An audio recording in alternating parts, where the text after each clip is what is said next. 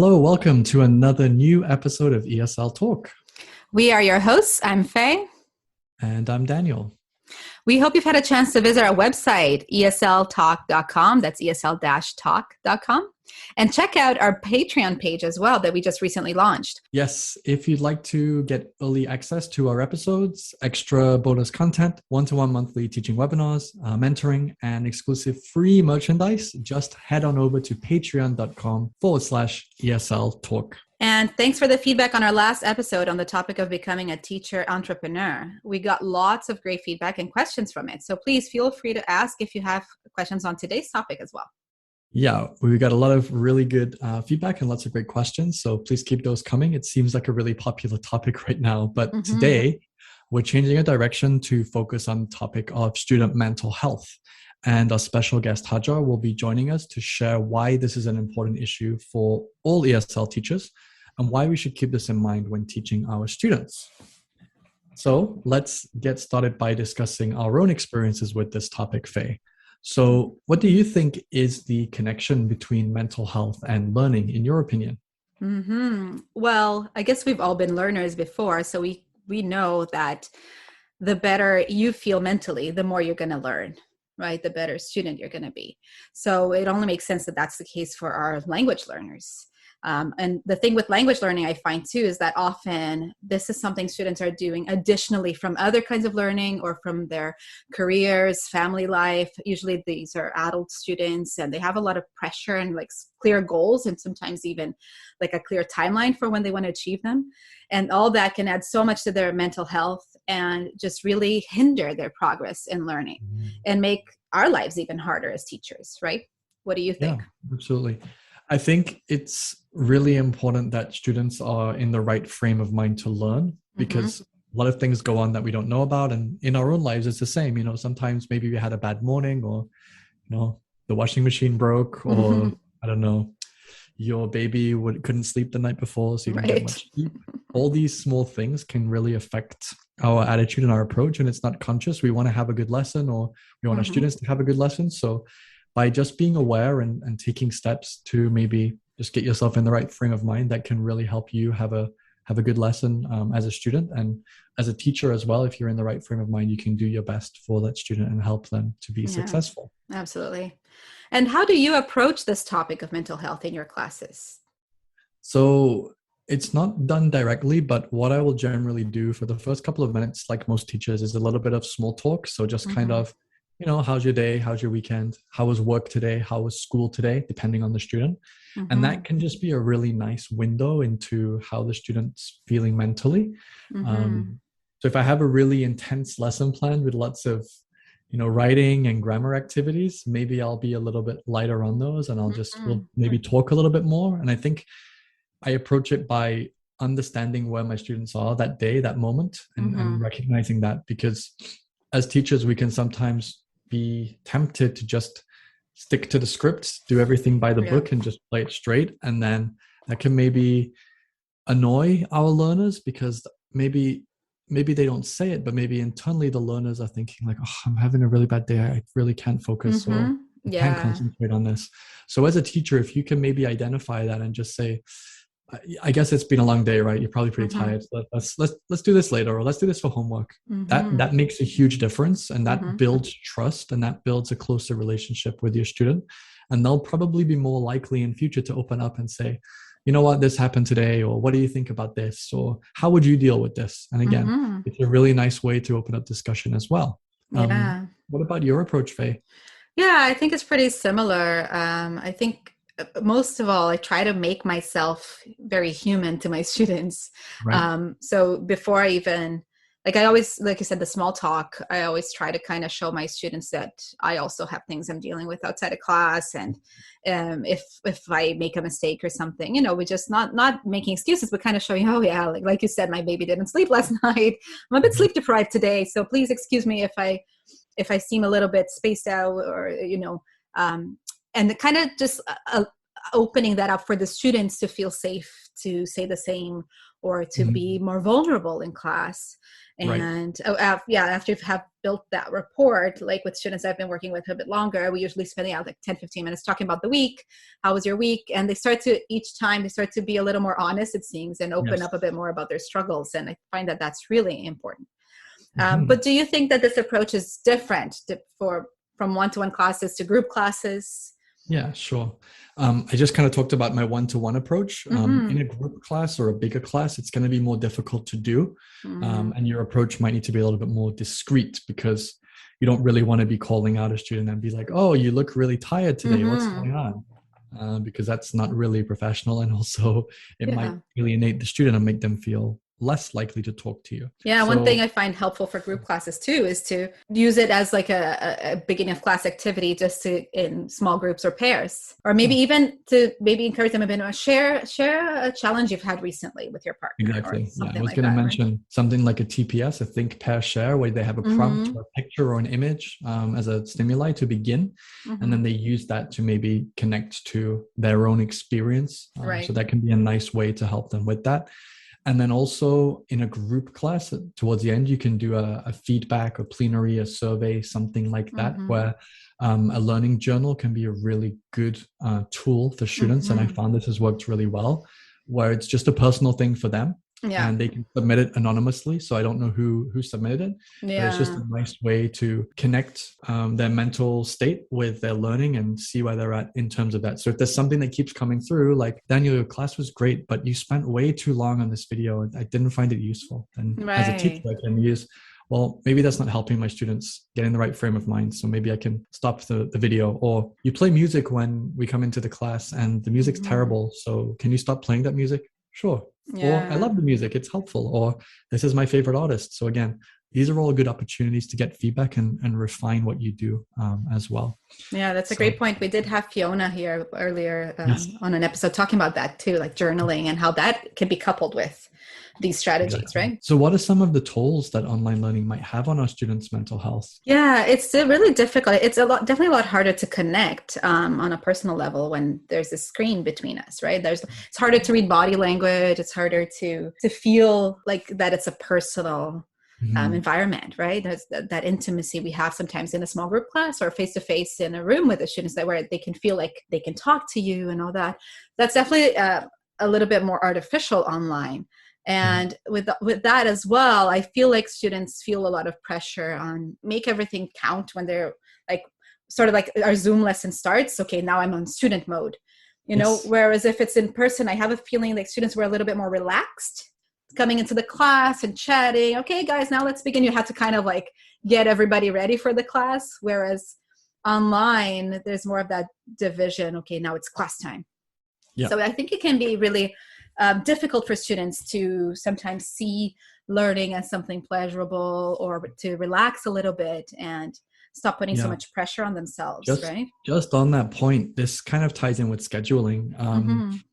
It's hard sometimes, but I'll always try to have a gap of 15 minutes in between my lessons. And the reason for that is because I don't want my students to think I only have 1 hour and 1 hour exactly. Yeah. And I don't want them to feel like they're being rushed out of the class because I have another student or another group.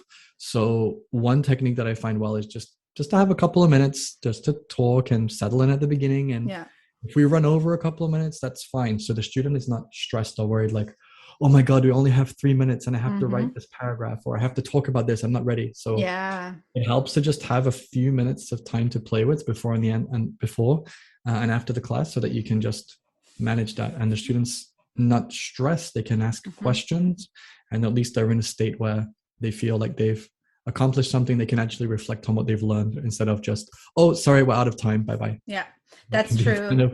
I actually make that clear to my students when we're doing one-to-one lessons right at the beginning. I say, oh, we might go over our 1 hour, just be prepared for that. I just tell them, just plan for our lessons to go over a little bit, because sometimes we're talking about something and we don't want to interrupt our conversation. And exactly, just like takes that pressure off and makes it a lot more human, right? That interaction is hopefully more enjoyable as well. Yeah, that's true. That's the goal. So talking about this pressure that students might feel, Faye, what are some things we can do to help students who might be under a lot of pressure? Maybe they're doing an IELTS exam or they're preparing for immigration or something like that. How can we kind of lower that burden of pressure? Yeah, absolutely. I find like I've been working a bit one-to-one with some students doing Cambridge prep, like for advanced and proficiency. And yeah, it's definitely, sometimes you do have to take a step back, even as a teacher, and be a little bit less focused on the exam itself, and try to do a bit of an analysis of why that student is maybe failing or struggling with a certain activity. And I think that it's important for us to try to shift our students' focus sometimes. Like students can be very focused on the score, for example. Oh, I'm not improving. I keep doing mock tests and my score isn't going up, but more like pointing out what their progress has been since the beginning. And I think that big picture idea is something that is hard for students to see. So it's something that we can help them with, and that will take that pressure off a bit. It's just big picture. Remember where you started. Remember our first lesson. This is where you were. I remember you couldn't do this a few weeks ago. Now you can. It's just us being able to show them. We've talked about this before, but stating the obvious that is not so obvious for them, I think is a really important thing to do in those situations for our students. Just reminding them of all that, right? What do you think in your experience? Yeah, I think, students are very much focused on, I need this, and if I don't get this, the world is going to end. It's going to be, that's it for me. And that's not necessarily the case. Yeah. And what I try to say to students is, don't picture it as this huge, massive, challenge that you must achieve this result in this many weeks, because that's not always going to happen. Everyone's different. Everyone has a different journey. Yeah. So the approach that I take to students to help them right at the beginning is break things down into a step-by-step process, because if something's in chunks or pieces, it's much easier to manage, much easier to get through. Running a marathon and doing that in a month, it's impossible. But if I'm running every day, a little bit at a time, and I have a partner there who's by my side, who's going to help me, who's going to support me, who's going to encourage me, right, then I can probably do it. Exactly. So that's the big difference. It's the mindset, I think. Yeah, absolutely. It's what makes a difference. And do you think it's important for us, having said all this, like it's a lot of pressure for us as well to deal with, right? Sure, yeah. Do you think it's important for us to know our limitations when it comes to helping our students who might be struggling with their mental health? Yeah, I mean, I'm a teacher and I've been a student, so I know what it's like on the other side. So I'm not a psychologist. I'm not a therapist. I'm not trained in those fields. And I don't think I should ever claim to be, because it's not fair to students. But, we do wear lots of hats. We are a coach. We are a mentor. We are a guide. We are a friend. We do lots of different things. But ultimately, we're a teacher. We're there to teach and to support and guide. But I think the best way to help students in terms of their mental health is just to share experiences and just be humble and be real and say, I had a similar experience. I've been through this, or I know what it's like. And as long as that's genuine, then that'll resonate really well with students, and they'll invest in you, and they'll believe in you, and they'll trust you. So I think that helps in kind of what you said earlier about being real. So just share your experiences and what you know and what you've been through, and use that to help your students in a positive way. How about for you? Yeah, I find that often students don't know that they could get professional help even for that. And it can be a huge, it can be a really huge burden even on the teacher to, apart from doing all the teaching, trying to support that student emotionally. Sometimes we're unable to even. Right. So one thing I find really helps is I'm always, like you said, I'm always honest and share my own experience with my students. And I always tell my students that I do counseling, that I have a therapist that I have had for years, and, off and on. And I'd like to maybe share a little bit about my, let's say, journey as a mother, how I had anxiety, postpartum anxiety and things like that. And then kind of to show them what I did to deal with it. You're breaking that taboo right away. Exactly. Because they're like, oh, the teacher's talking about it. Yeah. And then I go like, did you know that there are all these resources? So obviously if they're in Canada, I would be able to help them a bit more. But I said, do you know if there are any similar resources in your country? Right? Or do people commonly go to therapy in your country? How much would it be? Like just sort of like planting that seed. Yeah. Because it might be a bit of taboo, and I obviously you don't want to go and say you should talk to your therapist. That's out of my scope, and but sort of like encouraging students to maybe think, especially if you think it's a more serious ongoing thing, right? to think about all these other resources they might have and how Absolutely. much they might be able to invest in that. What do you think, Daniel? Is there anything else, any other ways you think we can more objectively direct our students to get help they need? Yeah, I mean, help doesn't necessarily need to be professional, like, therapists or psychologists, because that might not be necessary. It might just be having a conversation with your family, with your parents, maybe, and trying to address certain things. And in my experiences working with university teachers, a lot of the time it's, have you spoke to your professor or your instructor? Because a lot of the time it's, they don't understand something in terms of the assignment, or they're not sure about this, or they maybe misunderstood a message, or an email was misconstrued. So it might just be a case of having a conversation with your professor and instructor. I know it's intimidating, especially in some cultures, but by having open communication, you can generally solve a lot of problems, because most problems stem from like a misunderstanding or a communication breakdown. So by having open communication, you can usually address those problems. So let's now hear from our guest Hajar, who will be sharing with us why student mental health is so important to her.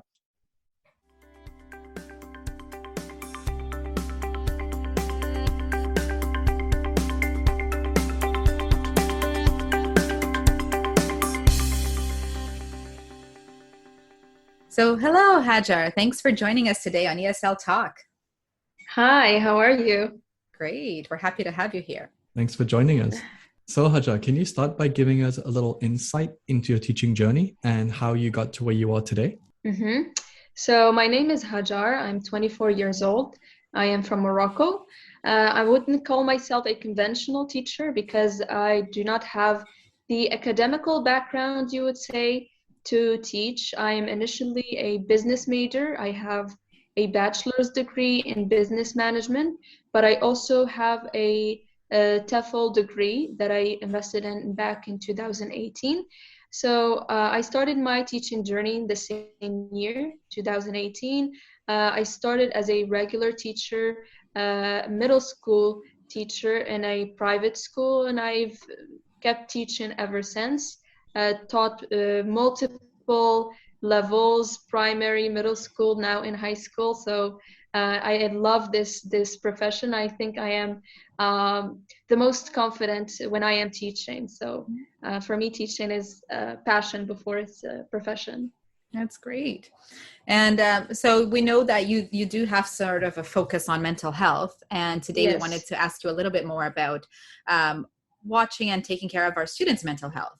So why do you think it's important for us as teachers to give our attention to our students' mental health? So as teachers, our primary goal is our students' academic performance, and mental health and academic performance are closely related. So if our students are not in their best mental state, they will surely not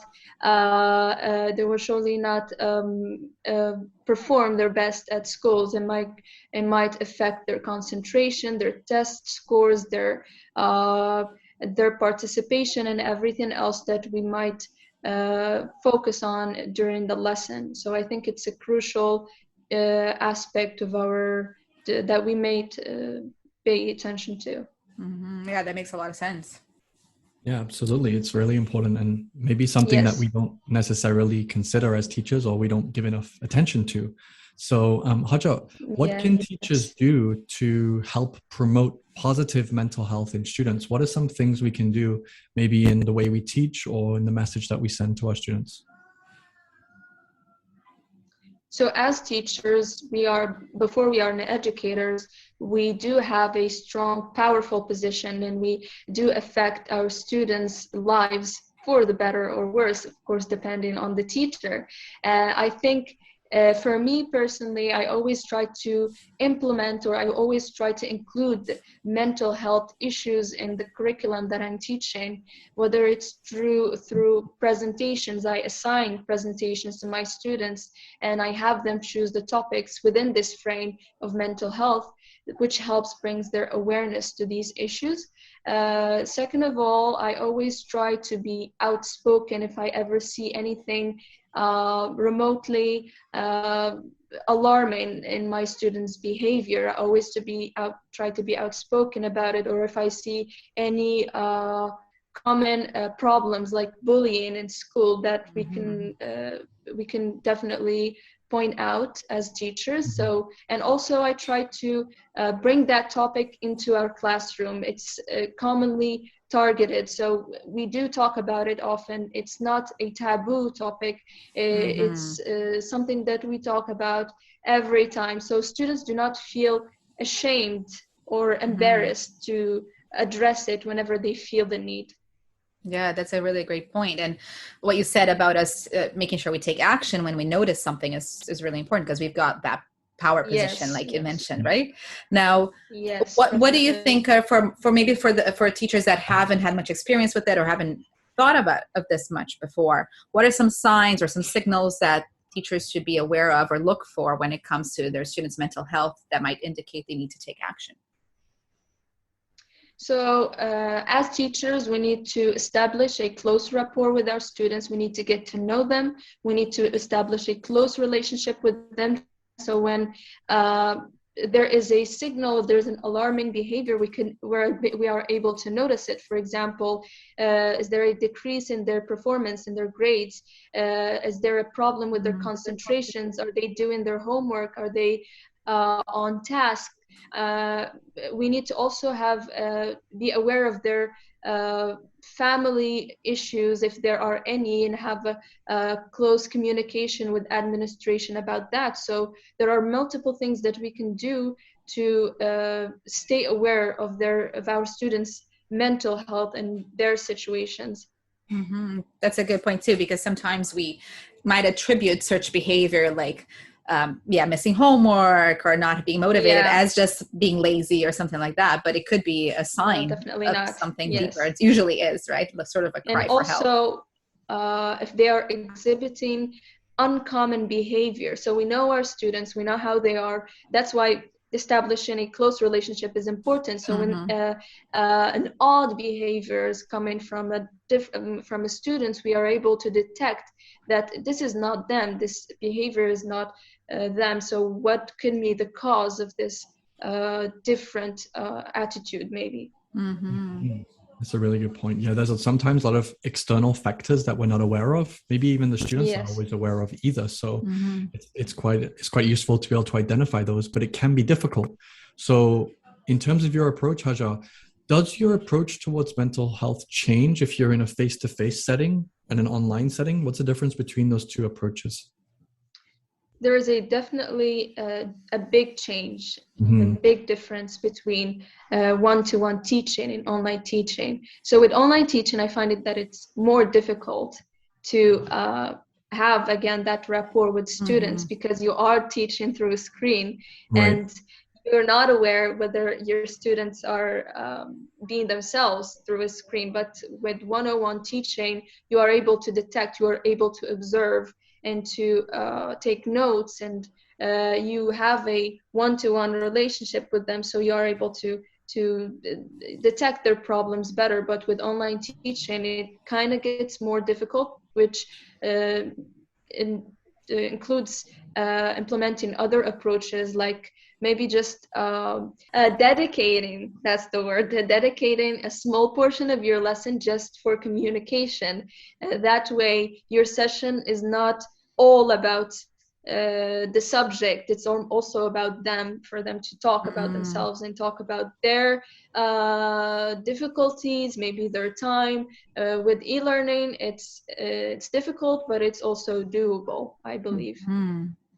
And do you think that these the challenges, these difficulties are becoming more common with our current way of teaching now that most of us are teaching online? Can you see that this is becoming more of a problem, this inability to detect mental health issues, maybe? Yes, it is definitely becoming more common. Like I said, it's teaching through a screen. So we're not 100% sure of our students. We cannot get to know them on the same level as we did with one-on-one teaching, but with more effort from our part.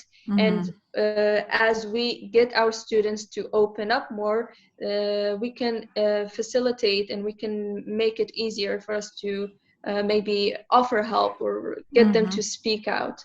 Mm-hmm. Yeah, Daniel and I were just talking a little bit about small talk before we started this episode, and Yes, how yes, certain cultures icebreakers. are more open to it, even, or they expect to do a bit more small talk at the beginning. But that can be really valuable Mhm. for all students too, and for us to create that connection, right? Yeah. Yeah, it's so easy For to me, just get I to would the talk point. about from Yeah. Yes, from personal experience. I came here, I'm from Morocco, like I said. I came to Turkey and I had to teach students that speak a different language. Mm-hmm. So, and I had to get them to speak a language that they're not familiar with. And I find that small talks and icebreakers and questions are Mm-hmm. the best type of stimulators for students at a certain age group. But I find it the more personal it gets, the more fun and the more comfortable they get with opening Yeah. up. That's true. Yeah, I agree. So just let's take that a little bit further then, Hajar. What is some examples of specific content on the topic of mental health and mental health awareness? How do we deliver that or pitch that to students in a way that's not too direct?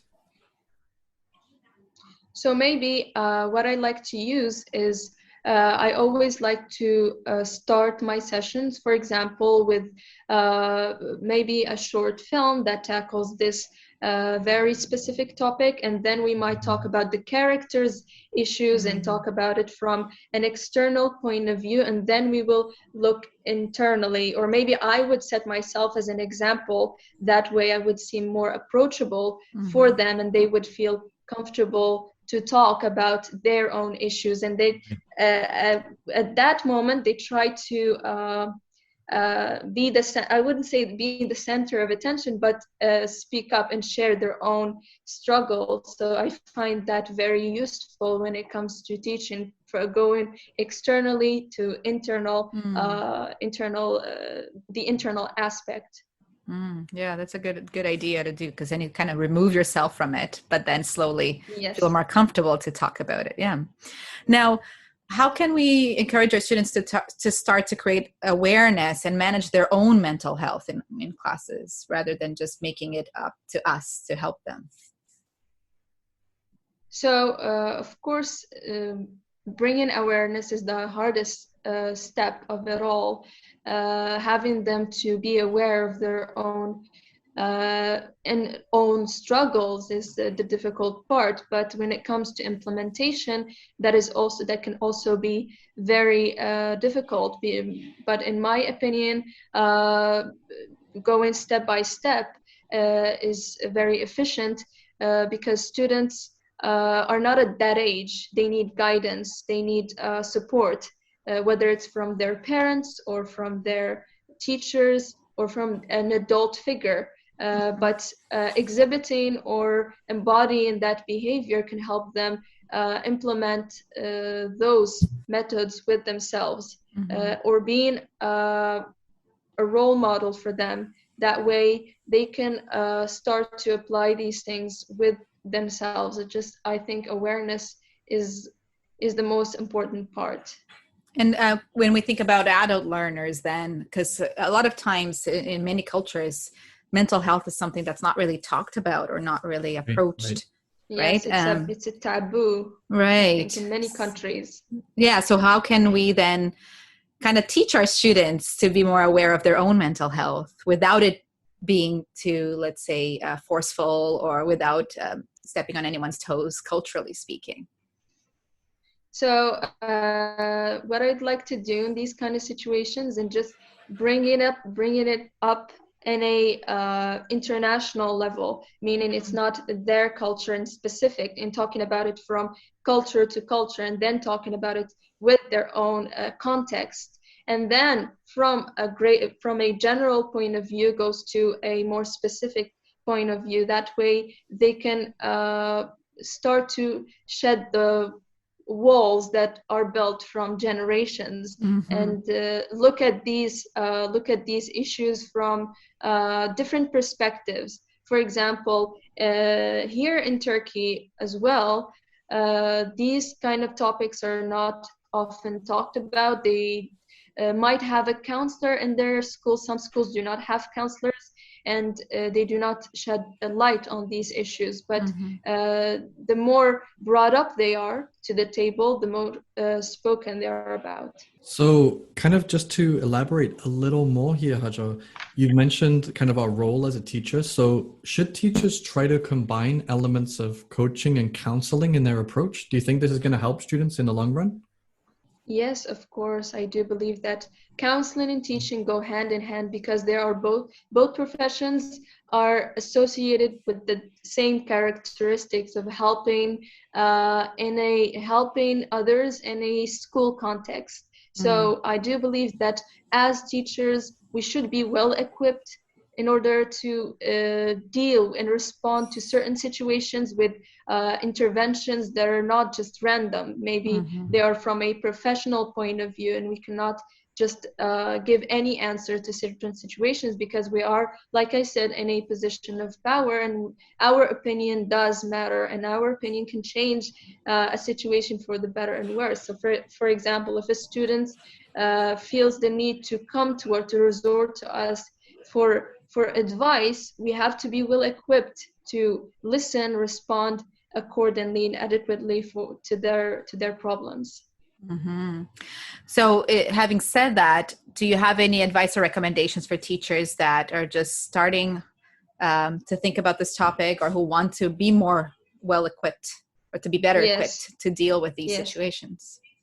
Yes. One of the first things that I would advise teachers who are just starting